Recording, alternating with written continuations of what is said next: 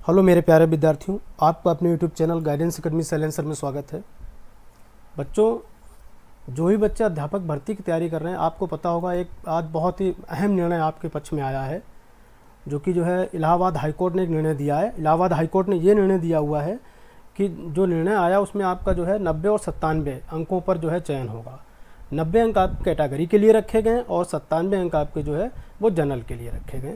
तो ये बहुत अच्छी सूचना आप लोगों के लिए, बहुत सुखद सूचना है ये, कि जितने भी बच्चे तैयारी कर रहे हैं अध्यापक भर्ती की, आगामी आने वाली अध्यापक भर्ती को, सारे बच्चे जो है बिल्कुल सतर्क हो जाएं और अच्छे से तैयारी अपनी आरंभ कर दें, क्योंकि आप लोगों के लिए बहुत बेहतर खबर है ये। क्योंकि लॉकडाउन खुलते ही जल्द ही वैकेंसी आप लोगों के लिए लॉन्च होगी, तो इसके लिए आप तैयार रहिएगा। तो बच्चों, हम लोग जो अभी तक वीडियो में बहुत सारी चीज़ें पढ़ चुके हैं, अपने जो है कई वीडियोस हमारे आ चुके हैं। तो आज हमारा जो वीडियो है पर्यावरण से रिलेटेड है। पर्यावरण के कुछ बेटा महत्वपूर्ण टॉपिक्स होते हैं, जैसे कि ग्लोबल वार्मिंग हो गया, ओजोन लेयर हो गया। तो ओजोन लेयर और ग्लोबल वार्मिंग ये टॉपिक ऐसे हैं, इनसे हमेशा प्रश्न उठता जरूर है। मतलब किसी प्रतियोगी परीक्षा में अगर ईवीएस का पोर्शन अगर आता है, पर्यावरण अध्ययन का पोर्शन आता है, तो उसमें ग्लोबल वार्मिंग और ओजोन लेयर से रिलेटेड प्रश्न आते हैं। तो मैं इसमें आज बेटा अपना शुरू करता हूँ टॉपिक। पहले ग्लोबल वार्मिंग देखिए, ग्लोबल वार्मिंग क्या होता है। ग्लोबल वार्मिंग जो है इसको वैश्विक तापन कहा जाता है हिंदी में। वैश्विक तापन है ग्लोबल वार्मिंग। यानी ग्लोबल वार्मिंग क्या है, आइए देखिए जानते हैं क्या है ग्लोबल वार्मिंग बेटा। ग्लोबल वार्मिंग से तात्पर्य है कि वैश्विक तापमान में वृद्धि, यानी पृथ्वी के तापमान में जो वैश्विक लेवल पे जो वृद्धि हो रही है उसी को कहा जाता है ग्लोबल वार्मिंग। यानी ग्लोबल वार्मिंग क्या है आपका, पृथ्वी के तापमान में लगातार होने वाली जो तापमान की वृद्धि है वो कहलाती है कि आपकी ग्लोबल वार्मिंग कहलाती है। आपको ये बता दें कि सर्वप्रथम ब्रिटिश पर्यावरणविद बालेस ब्रोएकर ने 1970 के दशक में ये टर्म दिया था ग्लोबल वार्मिंग। यानी क्वेश्चन यहाँ से बन सकता है कि ग्लोबल वार्मिंग टर्म किसके द्वारा दिया गया, यानी ग्लोबल वार्मिंग शब्द किसने दिया। तो आपको बता दें कि ब्रिटिश पर्यावरणविद बालेस ब्रोएकर जो हैं, इन्होंने आपका दिया था क्या, ग्लोबल वार्मिंग टर्म दिया था। तो ग्लोबल वार्मिंग टर्म किसने दिया था, बालेस ब्रोएकर ने दिया था। इसको आप याद रखिए, प्रश्न यहाँ से पूछा जा सकता है, इस तरीके से आएगा सीधे, ग्लोबल वार्मिंग टर्म किसके द्वारा दिया गया। चलिए बच्चों आगे आते हैं। देखिए ग्लोबल वार्मिंग जो है, ग्लोबल वार्मिंग मुख्य कारण जो है पर्यावरण प्रदूषण के लिए उत्तरदायी ग्रीन हाउस गैसें हैं। क्वेश्चन यहाँ से आता है कि ग्लोबल वार्मिंग के लिए सबसे उत्तरदायी गैसें कौन सी होती हैं। तो आपको बता दें ग्रीन हाउस गैसें होती हैं, तो वो आपकी जो है उत्तरदायी होती हैं किससे, ग्लोबल वार्मिंग के लिए। यानी पर्यावरण प्रदूषण होता है और आपकी ग्रीन हाउस गैसेस होती हैं। जो ग्रीन हाउस गैसेस हैं, तो ग्रीन हाउस गैसेस कौन कौन सी होती हैं, पहले तो हम लोग जान लेते हैं ग्रीन हाउस क्या है। तो आपको बता दें कि जो भी जो है ठंडे प्रदेश थे, तो ठंडे प्रदेशों में जैसे सब्जी वगैरह जो है पौधों को उगाने के लिए जो है गर्मी प्रदान करने के लिए वहाँ पे जो है ग्लास का एक हाउस बनाया जाता था। तो जिसमें क्या होता है, सूर्य का तापमान उसके अंदर बना रहे और तापमान उसका नियंत्रित रहे, ताकि कुछ पौधे आपके जो है उग सके। तो ठंडे प्रांतों में जो है ये चीज़ प्रक्रिया की जाती थी। तो ये ग्रीन हाउस आपके ठंडे प्रदेशों में होते थे। इसी तरीके से जो है ग्रीन हाउस शब्द यहाँ से आया। तो ग्रीन हाउस शब्द का तात्पर्य सीधे सीधे है कि वो आपके जो है तापमान को ऊपर ना जाने, उष्मा को ऊपर ना जाने दे। तो अब यहाँ पे देखिए ग्रीन हाउस जो है, ग्रीन हाउस गैसें कौन कौन सी हैं। ग्रीन हाउस गैसें आपकी जैसे कार्बन डाइऑक्साइड सबसे प्रमुख ग्रीन हाउस गैस है।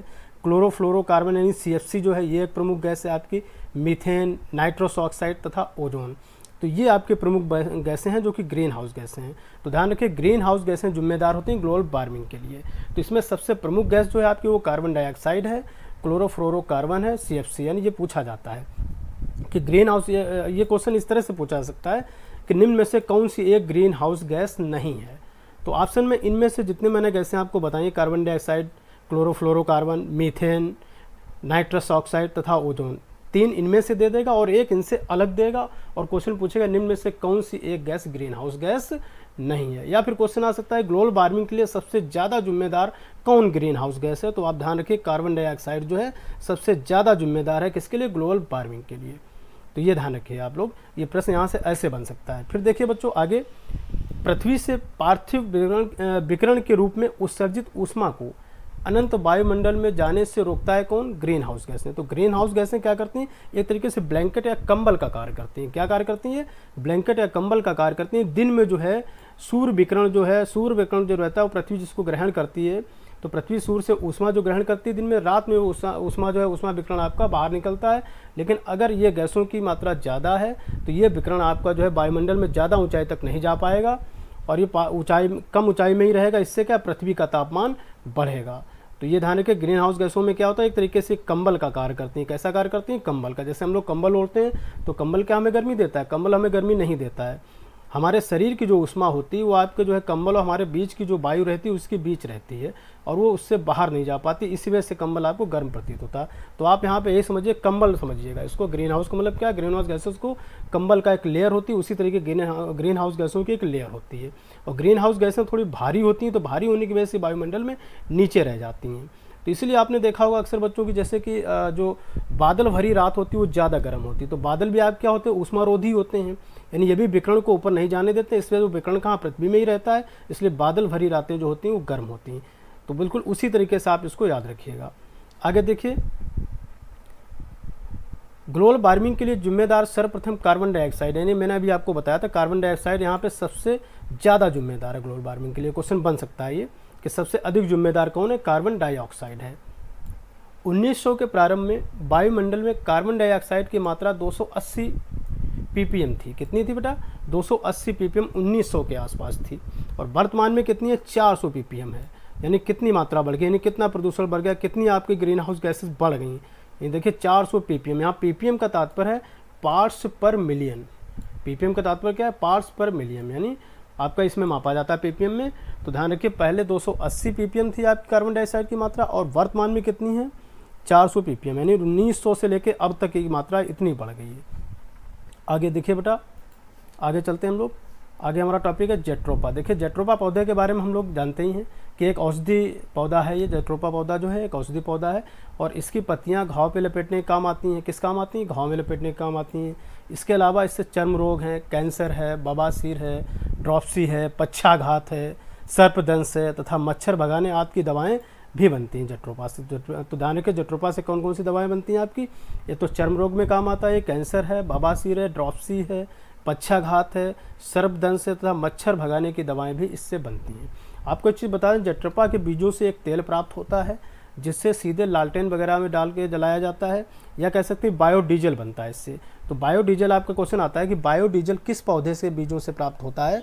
तो बायोडीजल आपका एक तेल होता है जो कि जेट्रोपा पौधे जो होते हैं उनके बीजों से प्राप्त होता है। ये प्रश्न यहाँ पे ऐसे आ भी चुका है, कई बार ये प्रश्न पूछा जा चुका है कि बायोडीजल जो है किस पौधे से बनता है? जेट्रोपा पौधे से बनता है। तो ध्यान रखिए, जेट्रोपा पौधे जो है उसके बीज जो होते हैं उनसे जो है तेल निकाला था, वही तेल का जेट्रोपा से निकलता है और इसको बोलते हैं बायोडीजल। तो ये ध्यान रखिएगा, बायोडीजल इंपॉर्टेंट है आपका जो है। इसके तेल को जलवायु संरक्षण के अतिरिक्त अन्य उपयोगी कार्य भी हैं। कहाँ कहाँ उपयोग इसको हम कर सकते हैं? तो देखिए, वार्निश में भी इसका उपयोग होता है, साबुन में उपयोग होता है, जैव कीटनाशक आदि जगह पर उपयोग होता है। तो ध्यान रखिए, जलवायु संरक्षण में इसका उपयोग होता है, वार्निश वगैरह बनाने में होता है, साबुन में होता है, जैव कीटनाशक वगैरह में होता है इसका उपयोग। चलिए बच्चों आगे आते हैं। देखिए अगला हमारा टॉपिक कौन सा है? देखिए अगला टॉपिक हमारा बेटा है ओजोन अपक्षय कारण एवं निवारण। कारण एवं निवारण, तो ओजोन अपक्षय यानी ओजोन लेयर की बात यहाँ पे आ रही है कि ओजोन लेयर आजकल देख रहे हैं आपका पर्यावरण का बहुत महत्वपूर्ण टॉपिक है कि ओजोन लेयर आपकी अपक्षय हो रही है, यानी डिप्लेट हो रही है, यानी पतली हो रही है ओजोन लेयर। आप जानते हैं कि ओजोन क्या होता है? देखिए ओजोन आपकी एक गैस होती है जो कि जो है हमें पराबैंगनी प्रकाश की जो किरणें आती हैं, जो प्रकाश की किरणें होती हैं पराबैंगनी किरणें होती हैं जिनको अल्ट्रावायलेट रेज बोलते हैं, तो उन किरणों को पृथ्वी पर आने से रोकती है ओजोन लेयर। तो ये ध्यान रखिएगा आप। आगे देखिए क्या है ये, वायुमंडल के स्ट्रेटोस्फीयर में पाई जाती है आपकी ओजोन लेयर। तो क्वेश्चन ये बन सकता है कि ओजोन लेयर है किस मंडल में पाई जाती है? वायुमंडल के किस मंडल में आपकी ओजोन लेयर पाई जाती है, ओजोन परत पाई जाती है? तो ओजोन परत आपकी स्ट्रेटोस्फीयर में पाई जाती है। स्ट्रेटोस्फीयर में निचली परत जो होती है उसकी लगभग जो है 20 किलोमीटर की मोटाई जो है उसमें ओजोन परत पाई जाती है। तो ध्यान रखिए, ओजोन परत की मोटाई जो लगभग होती है आपकी 20 किलोमीटर के आसपास होती है और ये पाई कहाँ जाती है? स्ट्रेटोस्फीयर में पाई जाती है। क्वेश्चन आपका बनता सीधे सीधे कि ओजोन लेयर किस जो है वायुमंडल में किस मंडल में पाई जाती है? तो वायुमंडल में जो है स्ट्रेटोस्फीयर जो होता है, स्ट्रेटोस्फीयर में आपकी ओजोन लेयर पाई जाती है। ओजोन आपकी एक अतिक्रियाशील गैस है। ये बता दें कि ओजोन कैसी गैस है बेटा? ये अतिक्रियाशील गैस है, ये ध्यान रखिएगा आप। अब आगे देखिए, सूर्य से पृथ्वी को जो किरणें आती हैं उनमें पराबैंगनी किरणें जो होती हैं, पराबैंगनी किरणें क्या करती हैं, हमें क्या नुकसान पहुंचाती हैं पराबैंगनी किरणें? तो ये आप ध्यान रखिएगा। दूसरी एक चीज़ और है, ओजोन जो होती है, ओजोन का फार्मूला भी कभी कभी पूछ लेता है ये। तो ओजोन का फार्मूला जैसे पूछ लेता है कि O3 किसका फार्मूला है? तो ओजोन का फार्मूला है। तो ये क्वेश्चन भी कई बार पूछा गया है कि ओजोन का फार्मूला क्या होता है, तो इसको भी आप याद रखिएगा। आगे देखिए, पराबैंगनी किरणें जो रहती हैं, पराबैंगनी किरणें हमें क्या नुकसान पहुंचाती हैं? पराबैंगनी किरणें जो होती हैं ये किरणें हमें नुकसान पहुंचाती त्वचा कैंसर, इनकी जो इनसे होता है त्वचा कैंसर, यानी पराबैंगनी किरणें अगर पृथ्वी पर आ जाएंगी तो मनुष्यों में क्या हो जाएगा, त्वचा कैंसर होगा। ये ध्यान रखिएगा आप। जो देखिए पृथ्वी के वायुमंडल की समताप मंडल जो है, समताप मंडल में जो आपका ऑक्सीजन परत मौजूद होती है, ये ऑक्सीजन परत जो होती है ऑक्सीजन के अणुओं को परमाणु में तोड़ देती है। क्या करती है, ऑक्सीजन के अणुओं को परमाणु में तोड़ देती है आपकी जो है वायुमंडल के समताप मंडल है। स्ट्रेटोस्फीयर इसका अंग्रेजी नाम था और समताप मंडल बेटा क्या है, इसका हिंदी नाम है। तो ध्यान के समताप मंडल या स्ट्रेटोस्फीयर दोनों ही कह सकते हैं इसको हम, अंग्रेजी में आपको स्ट्रेटोस्फीयर, हिंदी में समताप मंडल, याद रखना है इसको। ऑक्सीजन का परमाणु ऑक्सीजन के अन्य अणुओं से क्रिया करके ओजोन का निर्माण करता है। जैसे नीचे देखिए O+O2, यानी O+O2 मिलकर क्या बना आपका O3। तो O3 किसका फार्मूला है, ये ओजोन का फार्मूला है। तो ओजोन का फार्मूला आपका O3 होता है, इसको आप याद रखिएगा, ओजोन का फार्मूला है ये फार्मूला भी कई बार क्वेश्चन पूछ लिया जाता है आपके यहाँ। अब देखिए ओजोन अपनी सक्रियता के कारण नाइट्रस ऑक्साइड के साथ क्रिया करके विघटित हो जाती है। ओजोन क्या करती है, ओजोन की सक्रियता ज़्यादा होती है, सक्रियता की वजह से नाइट्रोजन ऑक्साइड के साथ क्रिया करके विघटित हो जाती है। ये ध्यान रखिएगा आप जो है, यानी जब विघटित होगी तो सीधी सी बात है कि आपकी जो है ओजोन की कमी होने लग जाएगी। ये ध्यान रखिएगा आप, ओजोन कमी होगी नाइट्रस ऑक्साइड अगर वहाँ पे मौजूद होती है तो। आगे देखिए जब वायुमंडल में क्लोरोफ्लोरोकार्बन यानी CFC, क्लोरोफ्लोरोकार्बन यानी CFC, याद रखिए बहुत महत्वपूर्ण है ये आपकी CFC, क्लोरीन, ब्रोमीन, हेलोन्स तथा कार्बन टेट्राक्लोराइड आदि गैसें तथा योग की मात्रा बढ़ जाती है, योग की मात्रा बढ़ जाती है तो ओजोन परत का अपक्षय होने लगता है। यानी ओजोन परत का अपक्षय किन गैसों की मौजूदगी से होता है, कौन सी गैसें उसमें ज़्यादा बढ़ जाती है आपके वायुमंडल में, तो ध्यान रखिए नाइट्रस ऑक्साइड हुआ, क्लोरोफ्लोरोकार्बन हो गया आपका, क्लोरीन है, ब्रोमीन, हेलोन्स तथा कार्बन टेट्राक्लोराइड, ये गैसें अगर जो इनकी मात्रा वायुमंडल में अगर बढ़ जाती है तो इसका मतलब है ओजोन परत का अपक्षय होने लग जाएगा। क्योंकि ओजोन एक जो है अधिक क्रियाशील गैस होती है, वो इन सबसे क्रिया कर लेती है, इस वजह से आपका जो होता है ओजोन की मात्रा कम होने लग जाएगी और ओजोन परत आपकी जो है अपक्षय होने लग जाएगी। ये आप ध्यान रखिए, क्वेश्चन ऐसे पूछ सकता है कि जो है सबसे अधिक आपका जो है ओजोन लेयर डिप्लेशन के लिए कौन सी गैस जिम्मेदार है। तो आप ध्यान रखिए क्लोरोफ्लोरोकार्बन यानी CFC जो है ये जिम्मेदार है किसके लिए आपकी, ये सबसे अधिक जिम्मेदार है ओजोन परत के अपक्षय के लिए। यानी ओजोन परत जो डिप्लेट हो रही है, जो कमज़ोर हो रही है, कम हो रही है, तो उसके लिए सबसे अधिक जिम्मेदार क्लोरोफ्लोरोकार्बन है। ये आप याद रखना। आगे चलते हैं बेटा, देखिए आपके कुछ जो है पर्यावरण से संबंधित सम्मेलन भी इसको लेकर हुए हैं ओजोन लेयर के अपक्षय को लेकर। तो उसमें देखिए वियना सम्मेलन 1985 एवं मॉन्ट्रियल प्रोटोकॉल 1987 में ओजोन अपक्षय के लिए उत्तरदायी पदार्थों के उत्पादन एवं उपयोग में कटौती किए जाने का निर्णय लिया गया। तो ये ध्यान रखिएगा, यहाँ पे क्वेश्चन आ सकता है कि वियना सम्मेलन कब हुआ, पर्यावरण से संबंधित वियना सम्मेलन कब हुआ, 1985 में। तो ओजोन परत जो है उसके अपक्षय जो है उसके लिए जिम्मेदार जो पदार्थ थे उनके जो है कटौती के लिए जो सम्मेलन हुआ था आपका, वो वियना सम्मेलन कब हुआ था, 1985 में। और मॉन्ट्रियल प्रोटोकॉल कब हुआ आपका, 1987 में। तो ध्यान रखिएगा मॉन्ट्रियल प्रोटोकॉल किससे संबंधित है, ओजोन अपक्षय से संबंधित है। किससे संबंधित है, ओजोन अपक्षय से। तो ध्यान रखिए आपका मॉन्ट्रियल प्रोटोकॉल और वियना सम्मेलन ये दोनों इंपॉर्टेंट है। किससे संबंधित हैं ये दोनों ही संबंधित हैं आपके ओजोन अपक्षय से संबंधित हैं। तो ये ध्यान रखिए। दूसरी चीज़ देखिए बेटा आगे, लंदन सम्मेलन 1990, ये भी बहुत इंपॉर्टेंट है आपका। लंदन सम्मेलन 1990 में क्लोरोफ्लोरोकार्बन यानी CFC, जिसका सर्वाधिक प्रयोग कहाँ होता है, रेफ्रिजरेटर्स में। रेफ्रिजरेटर यानी फ्रिज, जो चीज़ें हमको ठंडक प्रदान करती हैं फ्रीजिंग करती हैं। तो फ्रिज जो होता है, फ्रिज हुआ, एयर कंडीशनर्स हुए, AC वगैरह जो आजकल चल रही हैं आपकी, प्रशीतन यंत्र जो होते हैं, जो ठंडा करने वाले यंत्र रहते हैं, तो उन सब जगह पे किसका प्रयोग होता है, CFC का प्रयोग यानी क्लोरोफ्लोरोकार्बन का प्रयोग होता है। ये आप ध्यान रखिएगा इसको, ठीक है। के विनिर्माण को पूरी तरह से बंद करने का निर्णय लिया गया। तो क्वेश्चन यहाँ आ सकता है कि CFC को पूरी तरह से बंद करने का निर्णय किस सम्मेलन में लिया गया। तो आपका लंदन सम्मेलन 1990 था, जो पर्यावरण का महत्वपूर्ण सम्मेलन था, जिससे CFC पर रोक लगाने की बात की कि CFC सबसे अधिक नुकसान पहुंचा रही थी किसको, ओजोन लेयर को नुकसान पहुंचा रही थी। तो ये ध्यान रखिएगा, यहाँ पे क्वेश्चन ये आ सकता है आपका। सबसे अधिक क्वेश्चन तो यही आता है कि जो है आपका रेफ्रिजरेटर में कौन सी गैस भरी होती है या फिर एयर कंडीशनर्स में कौन सी गैस भरी होती है। ये क्वेश्चन सबसे अधिक पूछा जाता है आपका, क्लोरोफ्लोरोकार्बन सबसे अधिक आता है। फिर आगे देखिए बच्चों, जो है आगे हमारा कुछ दिवस हैं, आप इनको देखिए पढ़ लीजिए। ये पर्यावरण से संबंधित दिवस हैं, जैसे विश्व जनसंख्या दिवस 11 जुलाई को मनाया जाता है। कब मनाया जाता है, 11 जुलाई को विश्व जनसंख्या दिवस मनाया जाता है। इसको आप याद ऐसे रखिएगा। जनसंख्या में हम किसको काउंट करते हैं, मनुष्यों को काउंट करते हैं। मनुष्यों के पैर कितने होते हैं, एक दो पैर होते हैं। तो ध्यान रखिए यहाँ पे 2 पैर उनके रहते हैं, इसलिए 1 पे 1 11।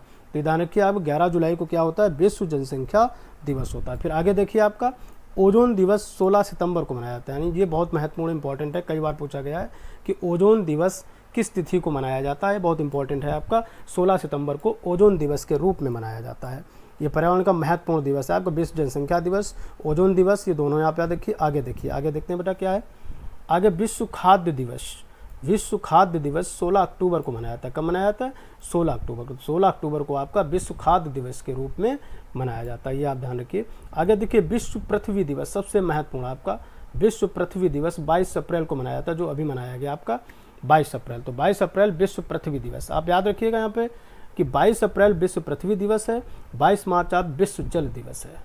तो ध्यान रखिए 22 मार्च आपका विश्व जल दिवस है और 22 अप्रैल को क्या है? विश्व पृथ्वी दिवस है। फिर देखिए अंतर्राष्ट्रीय श्रम दिवस। अंतर्राष्ट्रीय श्रम दिवस 1 मई को मनाया जाता है। इसको मई दिवस के रूप में भी जाना जाता है। कई जगह पुस्तकों में लिखा मिलता है मई दिवस का मनाया जाता है। तो मई दिवस आपका 1 मई को, या फिर अंतर्राष्ट्रीय श्रम दिवस कब मनाया जाता है? 1 मई को मनाया जाता है। आगे देखिए अंतर्राष्ट्रीय जैव विविधता दिवस 22 मई को मनाया जाता है। अंतर्राष्ट्रीय जैव विविधता दिवस यानी बायोडाइवर्सिटी डे। बायोडाइवर्सिटी डे आपका जो है ये इंपॉर्टेंट है। 22 मई को अंतर्राष्ट्रीय जैव विविधता दिवस मनाया जाता है, इसको आप याद रखिएगा, बहुत इंपॉर्टेंट है आपका ये। इसके बाद देखिए विश्व तंबाकू विरोधी दिवस या तंबाकू निषेध दिवस के रूप में इसको जानते हैं। विश्व तंबाकू निषेध दिवस या तंबाकू विरोधी दिवस आपका 31 मई को मनाया जाता है। 31 मई को मनाया जाता है। तो ये ध्यान रखिए आप। यहाँ पे एक चीज़ और याद रखिएगा, यहाँ पे 22 की डेट आई हुई है, तो इसको थोड़ा कैसे याद रखते हैं हम लोग। 22 मार्च, 22 अप्रैल और 22 मई, तीनों तिथियाँ आपकी अगल बगल हैं। तो देखिए 22 मार्च में विश्व जल दिवस था अपना, 22 अप्रैल क्या हो गया? विश्व पृथ्वी दिवस हो गया। इसके बाद 22 मई क्या हुआ आपका? 22 मई को आपका अंतर्राष्ट्रीय जैव विविधता दिवस, यानी तीनों दिवस आपके 22 तारीख को ही हैं। इसको याद रखिए, एक एक महीने के अंतराल पे हैं। 22 मार्च, 22 अप्रैल और 22 मई, ये तीनों ही इंपॉर्टेंट आपके हैं। अब देखिए विश्व तंबाकू दिवस 31 मई, आप याद रखिएगा, बहुत महत्वपूर्ण दिवस है। तो ध्यान रखिए इसको। 1 मई को मजदूर दिवस था और मजदूरों को सबसे बड़ी आदत क्या होती है बुराई? तंबाकू खाते हो। तो ध्यान रखिए 1 मई को मजदूर दिवस और 31 मई तंबाकू निषेध दिवस या तंबाकू विरोधी दिवस के रूप में मनाया गया 31 मई को। तो इससे याद रखिए आप इसको। फिर आगे देखिए बेटा विश्व पर्यावरण दिवस 5 जून को मनाया जाता है। ये क्वेश्चन तो सभी जानते हैं, बहुत पूछा जाता है। विश्व पर्यावरण दिवस 5 जून को मनाया जाता है। तो आज के लिए बेटा इतना ही। हम फिर अगले वीडियो में अपना कुछ जो है मैटर लेके आपके बीच आएंगे ईवीएस से संबंधित। तब तक आप इसको पढ़ते रहिए। धन्यवाद।